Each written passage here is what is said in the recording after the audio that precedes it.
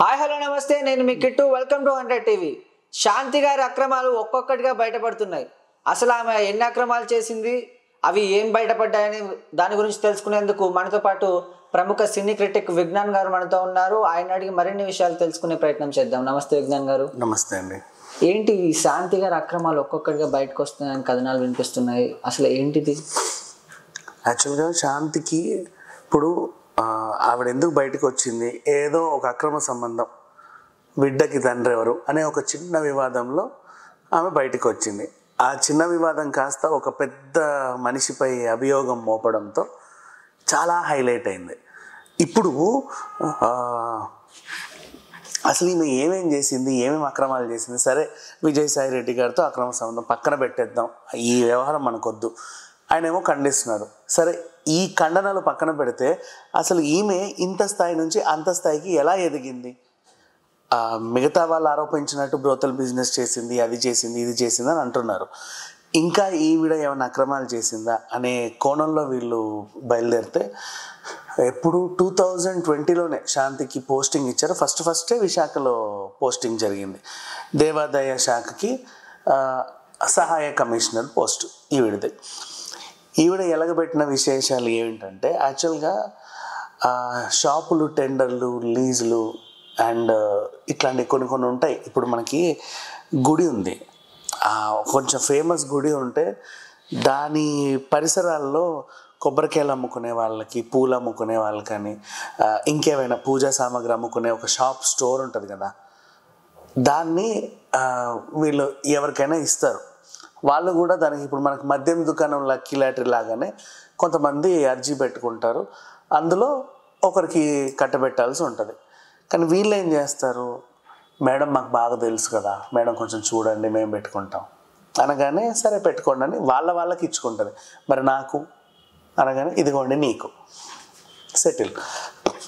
And అలాగే హుండీ లెక్కింపు ఆదాయాలు అప్పుడప్పుడు అవుతా ఉండి, ఇప్పుడు ఏదన్నా తొలి ఏకాదశో లేకపోతే గురి పూర్ణిమో, సాయిబాబా గుడి అయితే గురి పూర్ణిమ, ఏదైనా మంచి గుళ్ళు అయితే తొలి ఏకాదశి, ఏదైనా అమ్మవార్ల గుళ్ళు అయితే ఫర్ ఎగ్జాంపుల్ అష్టలక్ష్మి, చాలా రెగ్యులర్గా కొన్ని వ్రతాలు, హోమాలు జరుగుతూనే ఉంటాయి గుళ్ళల్లో అప్పుడప్పుడు పండక్కి పబ్బకి. సో ఆ టైంలో ఏంటంటే హుండీ ఆదాయం లెక్కింపులు ఉంటాయి కదా, అది లెక్క పెట్టాలంటే ఎవరు లెక్క పెట్టాలి? ప్రధాన అర్చకుడు, లేక ఆ కమిటీ. ప్రతి గుడికి ఒక కమిటీ మెంబర్స్ ఉంటారు. గుడి అంటే మామూలు చిల్లచిత్గా గుళ్ళు కదా, కొంచెం మంచివే, మహా గుళ్ళే. అంటే నిత్యం జనాలు వచ్చి బాగా కానుకలేసి బోల్డంత ఆదాయం వచ్చేవి. మనకి వెలుగులోకి ఈ తిరుపతి ఇలాంటి ఆదాయాలే ఇవాళ ఇంత వచ్చింది, ఇవాళ అంత వచ్చింది అని చెప్తారు. సమ్మక్క సారక్క గుళ్ళు ఇట్లాంటివే, కొండగట్టు అంజన్న కానీ వీళ్ళు ఇంత వచ్చింది అంత వచ్చిందని చెప్తారు. కానీ కొన్ని గుళ్ళు ఉంటాయి, అందులో కూడా ఆదాయం బాగానే వస్తాయి. అంటే అక్కడ ప్రజలకు మాత్రమే తెలిసి ప్రాచుర్యంలో ఉన్న గుళ్ళు ఉంటాయి. అవి అక్కడ ఒక కమిటీ ఉంటుంది, వాళ్ళే లెక్కేస్తారు.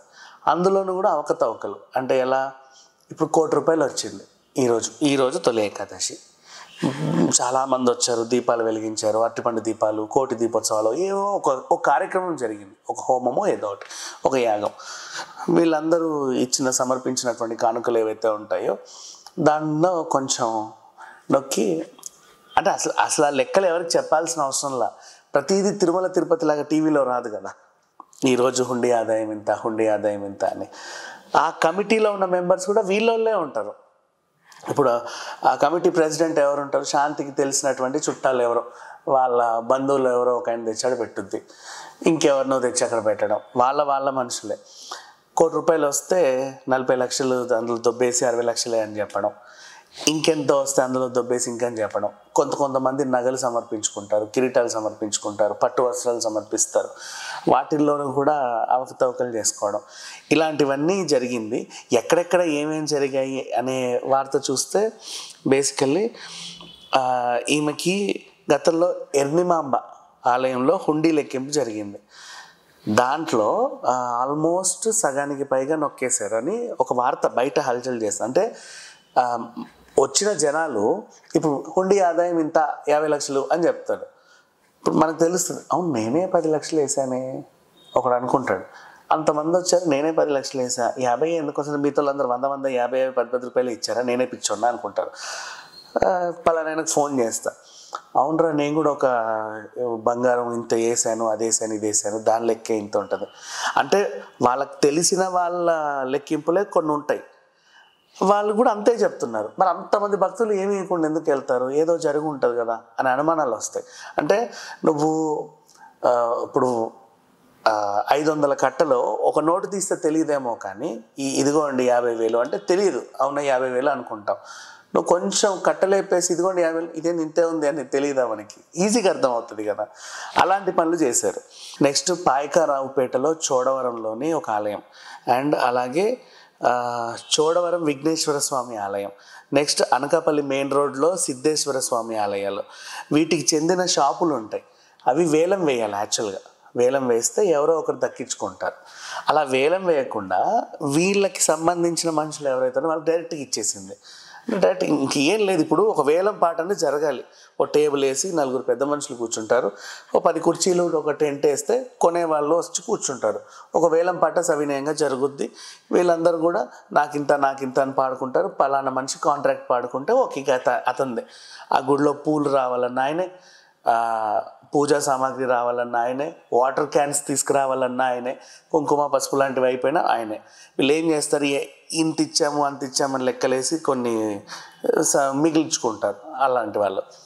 సో ఆ కాంట్రాక్ట్ తీసుకుంటారు అనమాట. ఆ కాంట్రాక్ట్ వేలం పాట మామూలుగా జరుగుద్ది, అంటే బహిరంగంగానే జరగాల్సిన కొన్ని కార్యక్రమాలు ఉంటాయి. దాన్ని ఈవిడ ఏం చేసింది, అక్కడ వేలం పాట జరగల, సాయంత్రం 5 గంటలకు ఇంటికి వచ్చేయండి. ఓకే, వచ్చారు. వచ్చి కూర్చొని ఇట్లా సోఫాలలో కూర్చొని ఇదండి సంగతి, ఇలా అడుగుతున్నాం. సరే నాకేంట, కవర్ తీసి లోపల పెట్టడం, వీళ్ళకేమో కాంట్రాక్ట్ సైన్ చేసి ఇచ్చేయడం. ఇట్లాంటి పనులు బోలెడు చేసింది. ఇప్పుడు దేవాదాయ శాఖలో సహాయకుల మంత్రి అంటే నీకు ఇంకా చాలా సింపుల్గా చెప్పాలి. ఇప్పుడు మనమున్న కాలనీలోనే కొంచెం ఫేమస్ గుడిలో ఒక 10 అన్న ఉంటాయి. అలాంటిది ఒక ఊర్లో బోల్డ్ ఉంటాయి, ఒక నియోజకవర్గంలో బోల్డ్ ఉంటాయి. ఈమెకు విశాఖ పోస్టింగ్ ఇచ్చారు. ఆ విశాఖ జిల్లాకు సంబంధించి కనీసం ఒక 500 ఆలయాలన్నా కొంచెం మంచి హుండీల ఆదాయం వచ్చే ఆలయాలు ఉంటాయి, బోల్డ్ ఉంటాయి. వాటన్నిటిలోనూ ఈవిడే వేలు పెట్టి వాళ్ళకే ఇచ్చుకొని ప్రతి దాంట్లో కమిషన్లు తీసుకొని ఇష్టానుసారం షాపులు అమ్ముకొని ఇవన్నీ చేసేసరికి ఇప్పుడు ఒక్కొక్కటిగా తవ్వుతున్న కొద్దీ బయటకు వస్తుంది. సో శాంతి చేసినటువంటి అక్రమాలు బయటకు వచ్చాయి. దీన్ని ఇప్పుడు అధికారులు ఏమంటున్నారంటే, సరే ఈమెకి విజయసాయిరెడ్డికి ఏం సంబంధం ఉందో మాకు తెలియదు, ఆయన ఎన్ని కోట్లు ఇచ్చాడో మాకు తెలియదు, ఇవన్నీ అయితే ఆరోపణలాగా ఉన్నాయి. అసలు శాంతి కథ ఏంటి? అండ్ నెక్స్ట్, నా హస్బెండ్తో నేను విడిపోయాను 2016 అని చెప్పింది కదా, అది అబద్ధం. 2020లో కూడా అక్కడ స్టాఫ్కి ఇదిగోండి మా ఆయన అని పరిచయం చేసింది. 2022 వరకు కూడా వాళ్ళు కలిసే ఉన్నారు. ఇంకా విచిత్రం ఏంటంటే 22 వరకు కూడా కలిసి ఉన్నారు. మొన్నటి వరకు 2 ఏళ్ల క్రితం కూడా ఈయన ఆఫీస్కి రావడం, ఆమెను పికప్ చేసుకొని వెళ్ళడం. వీళ్ళిద్దరూ వైజాగ్ యారాడ బీచ్ ఉంటుంది, అక్కడ డ్యాన్స్లు వేసే రీల్స్ కూడా ఉన్నాయి. మీరు గూగుల్లో కొడితే వచ్చేస్తే Shanti husband Madan Mohan dance videos అని కొట్టండి, షార్ట్స్ బోలెడు ఉంటాయి. ఆమెకు అదొక పిచ్చి. సో ఇన్ని చేశారు వీళ్ళంతా. కానీ ఇప్పుడేమో ఆయన వచ్చి ఈ కొడుకుకు తండ్రి ఎవరు అని అడిగితే, అసలు ఆయన మొన్న విదేశాల నుంచి వచ్చిన తర్వాత వీళ్ళు ఒక్కసారి శారీరకంగా కలిశారు, కానీ ఈయన కొన్ని జాగ్రత్తలు తీసుకొనే కలిశారు.